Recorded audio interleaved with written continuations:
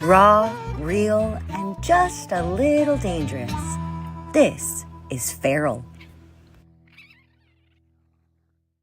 For those of y'all who don't know, Iris is an ultra marketer, super connector, and one of my very favorite humans. She's also in a really kick-ass band and wears a lot of leather and vegan leather. But when I was thinking about what I wanted Iris to bring to this very special conversation today, I kept thinking of this one real anthem kind of word. What's the word thing I'm looking for? This anthem that's ringing in my head, this earworm. That's what I'm saying. This repetitive, intrusive thought that I just wanted to bring to the table called "I hate my website." Now what? I hear this all the time. Not only as a strategist, but as a former copywriter, as a fractional CMO, as a podcaster, as someone who asks people to fill in forms where they give me their websites and more. I hear this all the time. I hate my website. Now what? And I feel like underneath that, there's this undercurrent of kind of doom, despair, and give upness to be like, well, I guess this is my digital landscape now. I get that because there are web apps that cost $200,000 and then you can get a subscription to Wix, for $9 or whatever it costs. And so I get that, like, there's a huge barrier or no barrier, but for everybody, what do I say? How do I say it? How often do I say it? Where do I say it? So many of those things are coming along. First thing Iris says is don't do Wix. Yes, absolutely. But Iris, what do you see? That's what I see. But when people come to you, when people come to Gas Stove and they're concerned about their digital presence, what does that look like? I think it's a few things.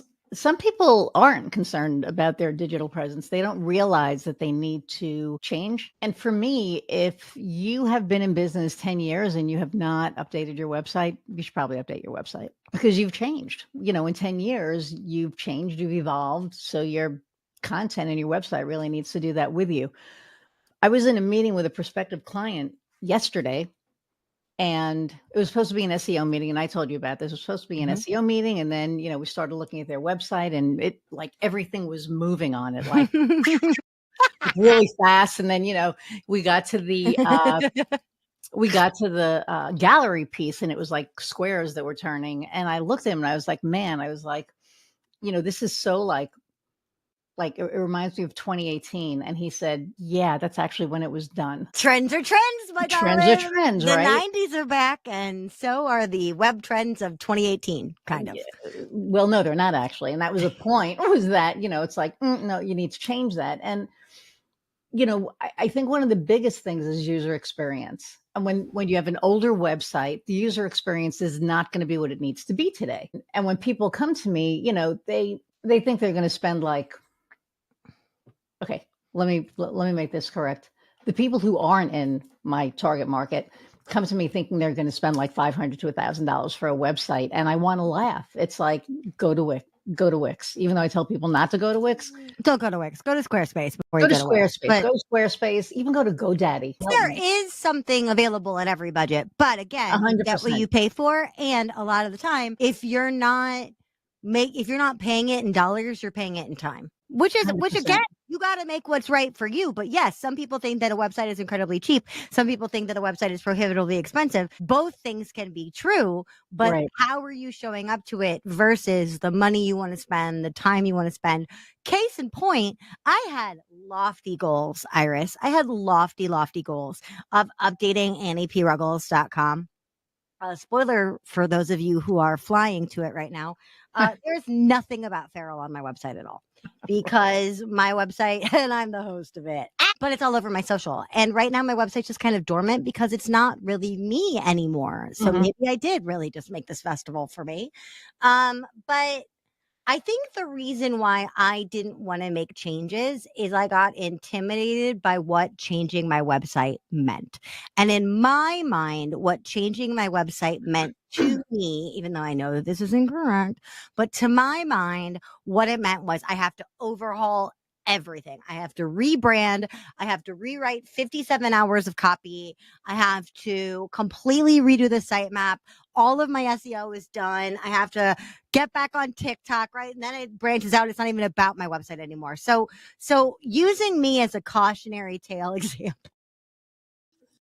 Danger, Will Robinson, danger. I literally got written up in CNN as a fabulous one-page website in 2024 and used that as an excuse to not touch my website for all of 2025 to this point. Don't be me, y'all. But Iris, like, I can't be the only one who is letting intimidation or confusion or lack of clarity or just permission clog up this process. What do you see? All of the above. So I think that, you know, when people think that, okay, let's look at it this way. So you have a client who, or I have a client who, you know, didn't want to update their website, and it wasn't even a money thing. Mm-hmm. It was a, oh my God, I'm going to have to, you know, Google's going to have to reindex every page, right? Which they are 100%. If you're doing SEO, yes, Google will have to reindex it. But the beautiful thing about it is that if it's been around a long time, then you've built trust. I think that came from your conversation with Dan. Sorry. You built trust and authority with Google. And that goes, you know, that goes a long way. And so things happen quicker. But people are really intimidated by it. And you really shouldn't be intimidated, because I think that, you know, at the end of the day, you've changed. Mm-hmm. The website experience has changed. It's not just like brochure sites anymore where you go and there's information. There has to be a good user experience, right? Picture, okay, and you know that I look at it like this, right? I always look at a website as, one of my clients had a brick and mortar store. Would people stop and go inside, or would they keep walking? Yep. That's what it is now, because now your website is your brick and mortar store. Yep. So if you have a bunch of shit on the front page, it's like, oh, buy this, get this, that. You know, people are going to be like, oh my God, I don't know what to do. But if you're clear, right, you know, that hero image is that first thing that people get to. If you are clear within 3 to 5 seconds or less, what, you know, the problem that you solve, they're going to want to walk in that door. They're going to want to keep going down and keep, right? And this is what I try to tell people. So we just revamped one of my clients' sites after literally 8 months of kicking and screaming, I don't want to do it. I don't want to do it. And I was like, this is not like a, you want to, you need to. So I'm going to be patient until you're ready. And then somebody went to his website and actually called him up and said, who's your website company? Because I can't find shit. Yeah, we don't want he said, that. And he said, it's time. It's time. It's time. Beyond time. We don't want to wait until it's past time.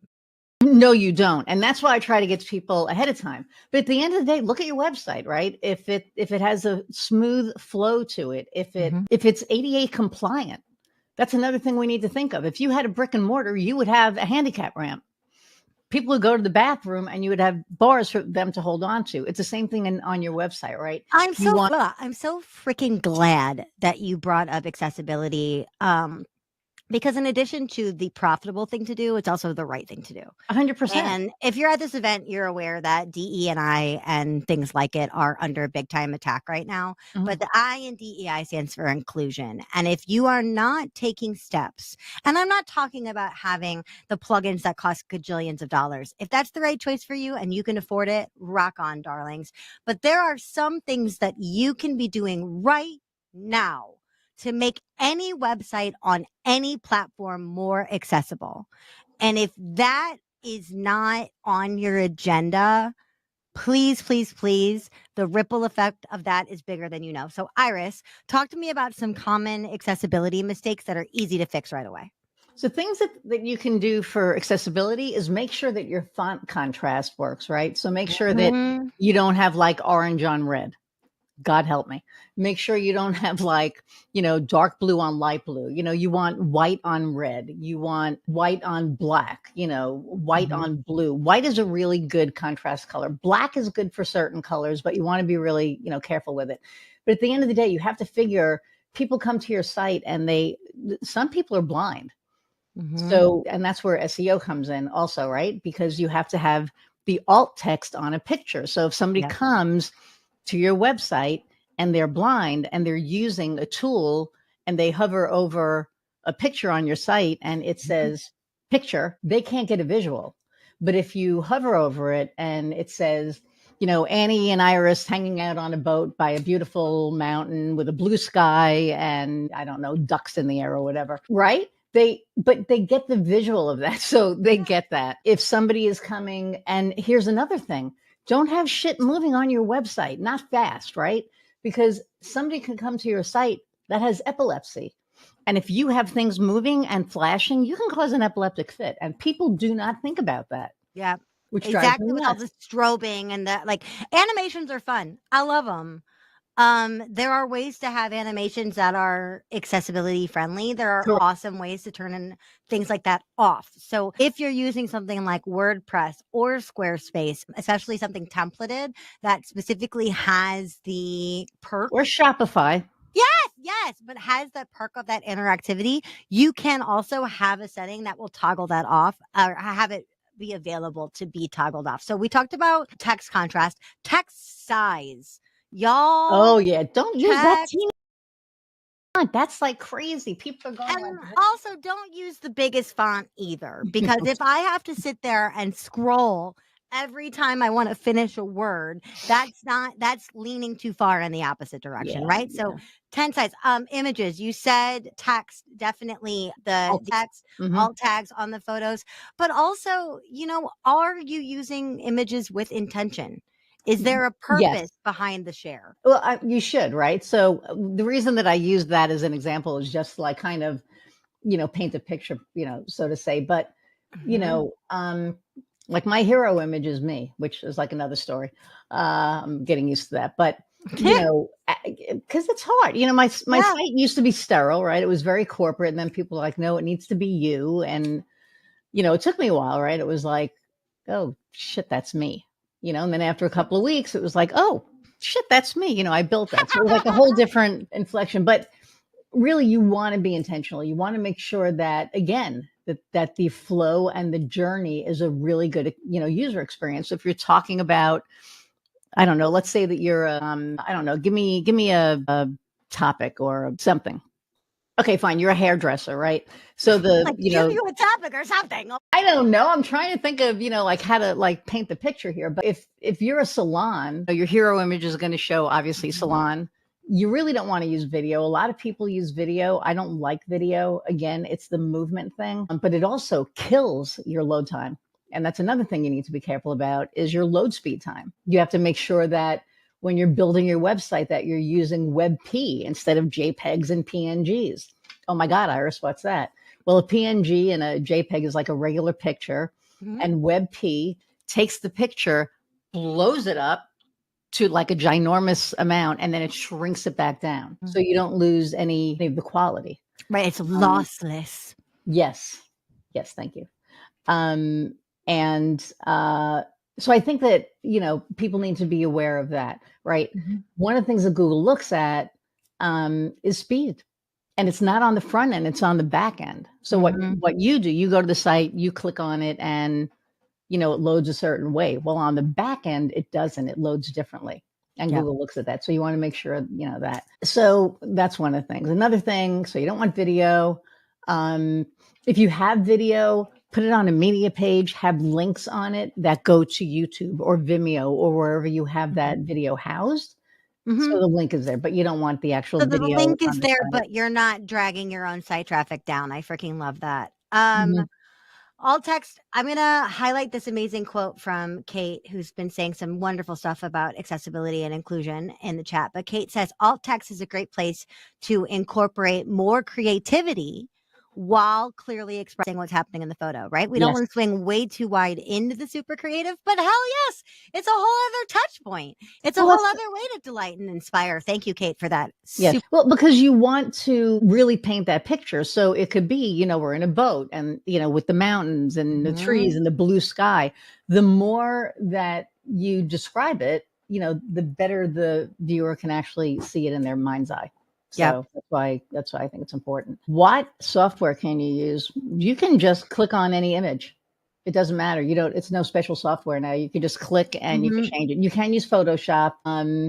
I think you can even use Canva. Well, Canva doesn't do WebP as far as I know, but what I did was I went on and I looked for a converter plugin, and then I looked it up on Trustpilot to see if it's actually spam or not. And one of the ones that I found that I liked is webflow.com. Yes, Webflow is good.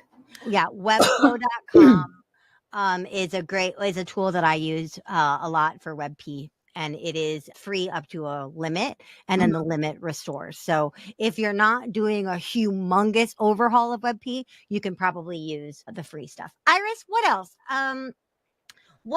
How can we all make our websites better at UX? Not just accessibility, not just inclusion, but also like what makes a website flow in 2025? I mean, again, it goes back to the user experience. Picture you're walking into a brick and mortar and you walk in and the crap is everywhere, right? It's just not organized. I mean, this is how I really, look at it. Mhm. I mean, we have some stores here. I walk in and I walk right out because it's like, oh, good Lord, I don't even know where to Oh, look. yeah. We have So the you- good raw stress for less and the not great raw stress for less. And the Yes. only difference is whether or not stuff is actually on a rack or on the floor. Right. And so you want it to flow nicely as far as the journey that you want the user to take. What is the first thing that you want them to see? What is the first thing about what is the first thing about the problem that you solve that you want them to see? Oh. What's the next thing? And so you give them that, impetus to move down and move through. And that's the user experience. A lot of what Allison said, chicken and egg, if your website is more of a reference versus a business driver, I mean, yes, but reference site still drives business because you're still putting information out there and you're painting yourself as a subject matter expert. And it's still your real estate, right? Especially with Iris and I are going to talk on implementation day and beyond about SEO, what's going on with Google, what's going on with the things of impact of AI, and all of these things are entirely true. However, we don't know what's going to happen tomorrow. We don't know what's going to happen next Tuesday. But as of June 10th, 2025, if you do not have a website that you're glad to show, it is setting your business back just because you're not claiming that real estate appropriately. And y'all, I a bajillion% am including myself in that because again, like I said, ain't nothing about feral on AnniePruggles.com right now. So use me as a cautionary tale of someone who has not done that, Allison, who has not invested simply because I didn't feel like I needed to. I have a lovely pipeline. I have inbound stuff more than I need. I'm very grateful for that, but it has made me very lazy and complacent when it comes to my website. Don't be me. And for us, like we're making changes, but we're literally building the plane while we're flying it. Like the site is live and we're making edits live, which sometimes isn't the greatest thing to do. But right now, that's just how we're doing it because there's just so many things that are changing. Algorithms are changing. And that again goes back to SEO. But you want to make sure that your content is up to date. You want to make sure that, okay, the number one thing is that you are talking to your target audience, your target market. That is the number one thing. If you are not speaking to them, don't even have a website because it's not going to do any good.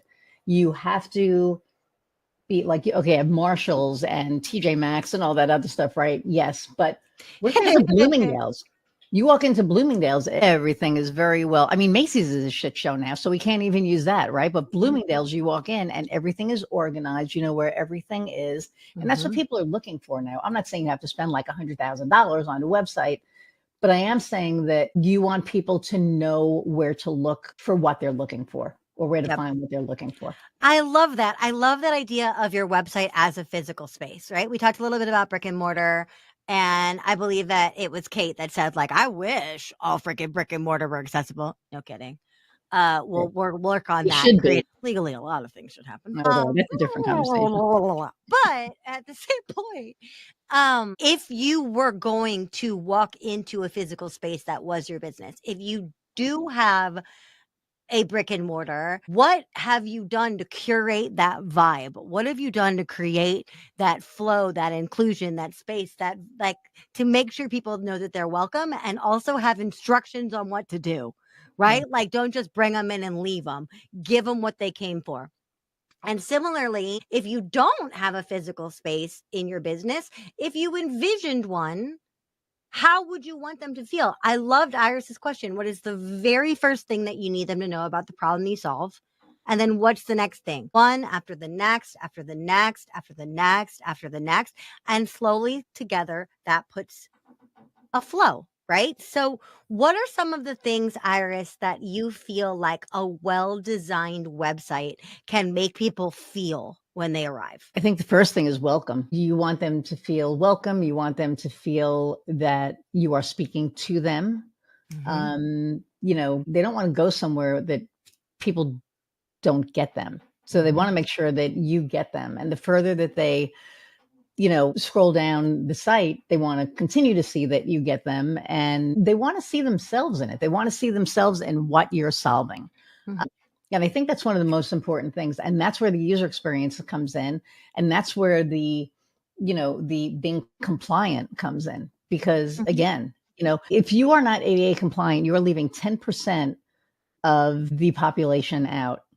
And then that does two things. You're not including everybody. So you're being non-inclusive. And number two, you're leaving money on the table, because as soon as they go to that site and they don't have a good experience, they're going to go to a site where they do have a good experience. So again, Ain't that the truth? If you went to a bad restaurant, you're not going to go there again. You're going to go find the good restaurant next door. And again, you know, flashy things, not good. It bothers me, and my eyes are good, but it messes with my head. Right. If I go to a site and there's like things that are moving too fast, it's like, whoo, we just redid a site for a client who I literally went to their site, like, I think like, I don't know, the day before we met, and I couldn't even stay on their site. I couldn't even scroll down because there was so much crap going on that made me nauseous. It literally made me like motion sick. So, you know, you want to be really careful about stuff like that. Bells and whistles are bells and whistles. They're cool, but if you're doing your job, they're not necessary, right? I agree. Yeah, I don't like pop-ups. I mean, if you have to, if there's something that you want to, that you're really trying to sell, you can do a pop-up, but they don't have to, you know, be like that. They can kind of, you know, come up very nicely. Yes, where they are. Yeah, and you're right, Kate. It's an interruption. You're scrolling, and all of a sudden this thing pops up, and you're like, "Get out of my face!" Yeah, that's not what we mean by being convenient. That's not what we mean at all. That's like a pushy salesperson, right? You go into a furniture shop and they're like, "Oh, can I help you?" No. But can I help you? No. Oh, but can I help you? Get away from. But in theater, they say, like, if you're paying attention to an actor's shoes and it's not Kinky Boots the musical where shoes are a character, you're not doing that. Actor's not doing their job. Right? Wow. If you're not paying attention to the words, if you're not paying attention to the emotions, if you're not paying attention to the scene because you're looking at the actor's shoes, right, then they need to get a new actor. Similarly, if your website is relying on bells, whistles, and animations to keep people on the site, bring them on, maybe, sure. But if your copy's not doing the heavy lift, if your problem-solving positioning isn't doing the heavy lift, then I am so glad you are here with us at Feral. You are in 100% the right spot. Go watch the replay with Danny about how to bring spiciness into your copy. Go watch Eden's replay about how to take up space. I want to know in the chat out there, everybody, what is one thing that you commit to changing on your own website this week? And it can be the smallest, most individual thing. For example, I'm going to put something about Feral on my website by the end of the day, right? What's something that you commit to updating on your own website by day's end? I would love to know. I would love to know. I would love to know. What else, Iris? Any final thoughts from you about all this? No, just think of, you know, when you look at your website, think of the experience that you would want to have if you went to somebody else's website, and then make sure that you're using that same, using the same, I don't want to say tactics, but you're using the same. We want your own flavor to be distinct. We want your flavor to be distinct, and it also doesn't need to be overpowering, because at the end of the day, people got to eat the dang thing. Exactly. And yes, it should look and feel like you, but it also, at the end of the day, I think that, it also needs to solve that problem. So you have to show how you solve that problem. And then you can talk about you as you go on. But yes, it does need to speak to you, because at the end of the day, that's who people are working with. And people buy people now, they don't buy products. Ooh, tell me more about. Well, when you're going to, work with somebody, you're going to look at, yes, the problem that they solve, but you also want to make sure that your values align. You also want to make sure that, you're working with a good person and not a sleazeball. So people buy people. Iris, I want to thank you for being one of my favorite human beings, but also a champion of both accessibility and people finding their people on the internet. Thank you for being here today, my darling. Thank you. I also want to give a shout out to everyone who's making their commitments in the chat. I see you, Kate. I see you, Sarah. I see you, Allison. I see you, Caitlin. I see you, Seth. I see you, Sarah. I see you, everybody. And thanks, everyone. Raw, real, and just a little dangerous. This is Feral.